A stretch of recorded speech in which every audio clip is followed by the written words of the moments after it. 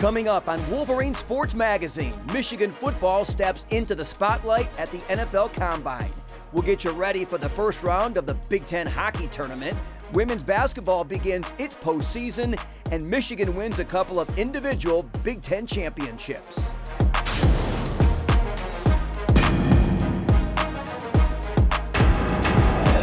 Wolverine Sports Magazine is presented by Meijer.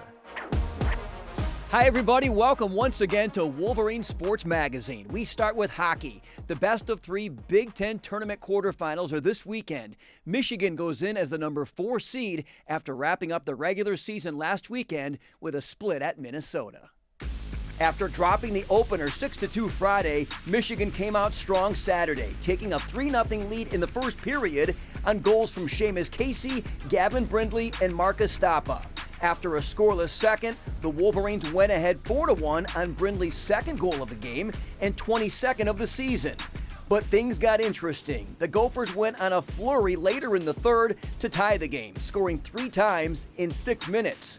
16:36 mark, McGroarty put Michigan back in front 5-4.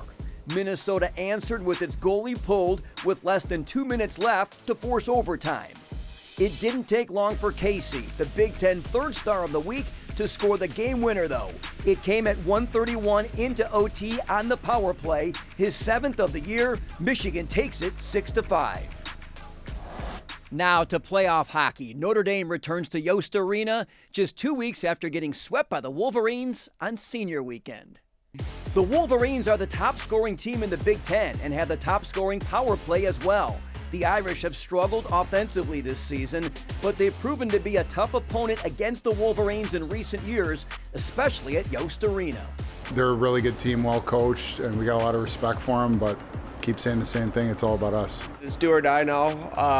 The mentality, it definitely gets ramped up, but you try to keep it even keeled to where, you don't let it kind of overtake you to where you don't get too high or get too low during the game. So you kind of try to stay even keel, but your mentality, you have a different mindset coming into this weekend. You don't want to tweak things up too much. Like, we know what we want to accomplish, and it's just coming down to execution, so our preparation stays the same.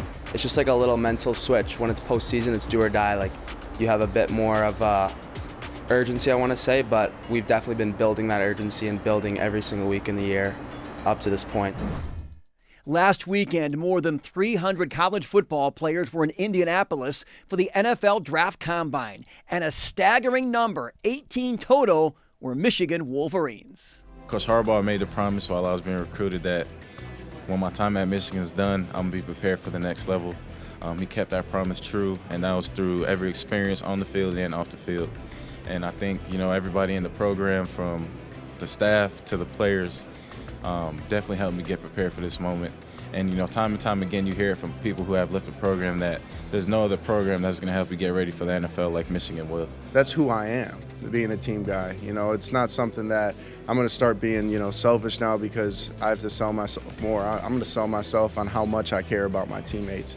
And it kind of goes hand in hand with just who I am as a person, is, being selfless and always caring about the guy next to me more than myself. And that's just something that's innate and I really can't change. Playing in big games, it makes me feel really comfortable when I go to a process like this or go to the Senior Bowl, and every moment's big, and I've been there multiple times. It's just a good feeling to have. Like, yeah, I played in a big game before. This is a big moment. Like, I'm used to it. Like, I can handle this. I'm going 10 times harder. This is a dream, but the dream's not finished till it's finished. And I want to win a Super Bowl. I want to win many games and do a lot of things for the next team I play on. So this is just the start, man. But best believe, I got more in the tank, and I'm coming 10 times harder, Head coach Sharon Moore was in attendance, and he visited with NFL Network. We'll play you his interview with Michigan alum Rich Eisen later in the show. Wolverine Sports Magazine is presented by Meijer and brought to you in part by Alro Steel, by Abso Pure Water, and by Grand Traverse Resort. Women's hoops finished the regular season Sunday night at Chrysler with a 64-60 win over Purdue. Michigan controlled play throughout the game and only trailed the Boilermakers for 19 seconds. Junior Layla Felia scored 15 points and Lauren Hansen added 11. Alyssa Brett gobbled up a game-high 11 rebounds in the win. But senior Cameron Williams was the story on senior night. Purdue could not contain the Chicago native on the block or in the paint. Cam finished with 18 points, making 9 of 13 shots. The 6'3" forward spent nearly half the game on the bench due to early foul trouble. Feels great, especially just overall to get a team win. A super important game for us, but even on senior night makes it even better. Williams scored Michigan's first 4 points and was the go-to player in the second half when the game was on the line. Starts in practice. We always try and get the ball into the post. Even if I'm not scoring, it's a good inside-out game as well. So, I try to be as aggressive as I can in the post. She's been awesome. She's been relentless. I think I use the word as a worker, as a teammate, as somebody that wants to get better. And from a coaching perspective, she's a coach's dream. Up next for the women, the Big Ten Tournament. Their first game is tonight, March 7th in Minneapolis. The 6-seeded Wolverines will take on the host Gophers. Tip-off is expected about 9 o'clock, and you can see it live on Big Ten Network. We have a chip on our shoulder. We have something to prove, and I think every day, whether that's in practice or in the game, we're coming to prove ourselves to the world. For us to be in the position that we are and be a 6 seed, I think our kids really stuck together. I think our kids persevered, and I'm just happy with where we are. And I think at this point, we're excited about the tournament, excited to play in front of a sold-out crowd, and want to go and try to make a run and show the NCAA committee that, we're a worthy tournament team. The men were in Columbus Sunday, and turnovers plagued them in the early going. A 4-minute scoreless drought allowed Ohio State to take an 8-point lead. But Michigan battled its way back, and this Terrence Williams shot trimmed the Buckeyes' edge to a single point. It was a 5-point deficit at intermission.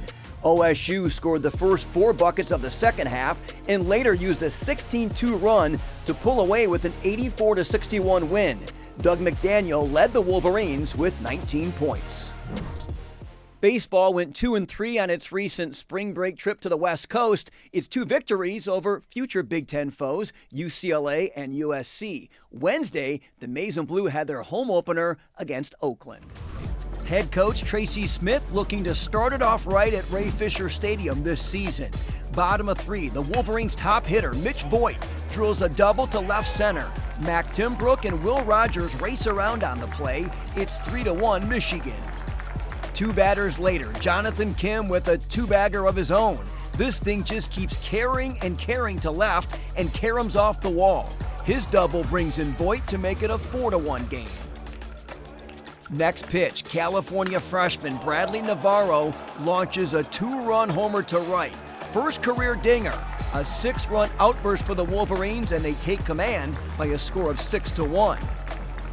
Ricky Kidd was the second of 4 Michigan pitchers. The JUCO transfer struck out 3 in 2 innings of no-hit ball and picked up his first Division I victory. Watch this. In the 6th, Jacob Denner almost gets maimed by the comebacker. Great quicks to snag the liner. He gave up 1 run in 3 innings of work. Jump all the way to the 8th. 9-5 Michigan, and this is the icing on the cake. Third baseman Cole Caruso devours the first pitch he sees, a grand slam. The transfer from South Carolina upstate with his first Wolverine round tripper, Michigan takes the home opener 13-5. Softball struggled at the Judy Garman Classic last week in Fullerton, California. The Maize and Blue dropped their first 4 games and was outscored 22-1. But they finished the tourney with a 10-2 run rule victory over 13th-ranked Florida, their second win over the Gators this season. Sophomore Lily Valamont went 2 for 2 and had 2 RBI, while freshman pitcher Aaron Hain picked up the win in the circle.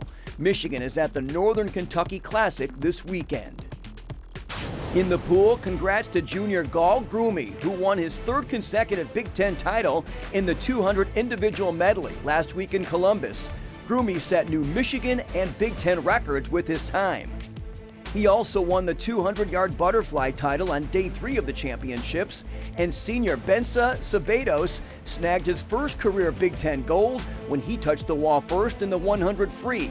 As a team, Michigan finished 3rd, with Indiana claiming the conference crown. March 1st, Sierra Brooks earned 3 scores of 9.9 or higher to lead the 7th-ranked women's gymnastics team on the road against top-ranked Oklahoma.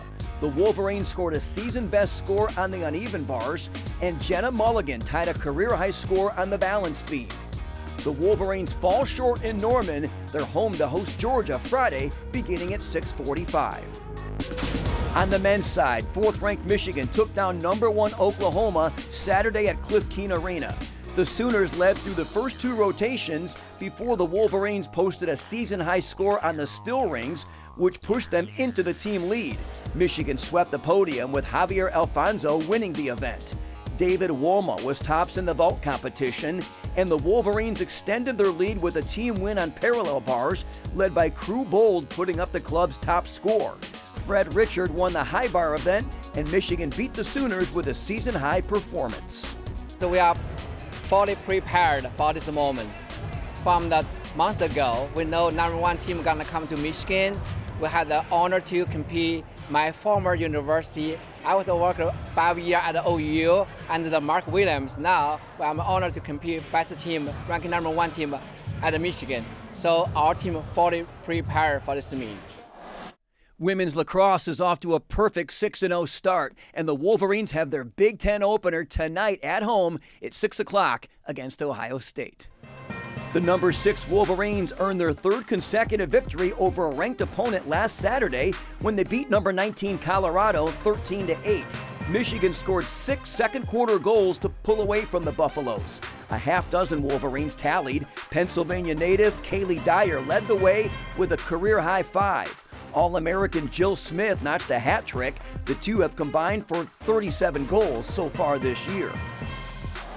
As we told you earlier, Michigan football coach Sharon Moore was at the NFL Draft Combine for a couple of days, and he jumped on the set of NFL Network with Michigan alum Rich Eisen. It's kind of like home, right? I mean, this building. Yeah, it feels like Schembeckler Hall.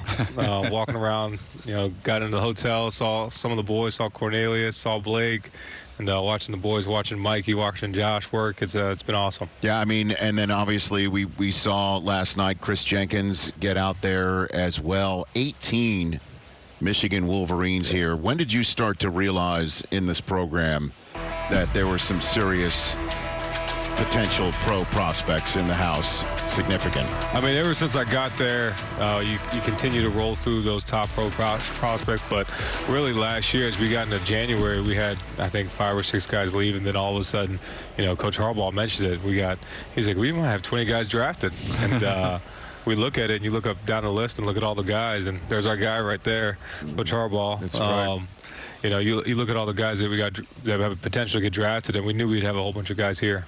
Coach, I was talking to an offensive line coach this morning who's met with just about everybody that's come through here this year, and he said the Michigan guys are like 2 years ahead of everybody in terms of their knowledge, their understanding, their maturity. What is it? What's been special about that place? What have you guys been able to put into these guys to get them so prepared? Yeah, I think first it starts with, how Coach started the program and how he's built it. And, I'm just want to continue to keep that consistency and keep that drive. But the toughness, what they do every single day on and off the field, how they drive, and they love football. All those guys love football. They're constantly studying football. They're constantly wanting to play football and get better at it. And I think that's really the point, the piece that has really helped us get ahead. Is that, 18 guys are at the Combine, so the cupboard is bare. So next year will be the time to knock off the defending national champions. How will you respond to that? Just like we do every year, we're just going to work. We're not going to say much. We're just going to let the results and everything for themselves speak on the field and just keep going to work. We're a blue-collar type of program that we're not going to open our mouths and talk. We're just going to go to work and then show what we can do when it comes time in September. Spring practice is coming up quickly. They begin on Monday, March 18th. And don't forget, this weekend, the indoor track and field teams are at the National Championships in Boston. To keep up to date on them and every other Michigan team that you follow, visit mgoblue.com or, of course, our various social media platforms. We'll see you next time right here on Wolverine Sports Magazine.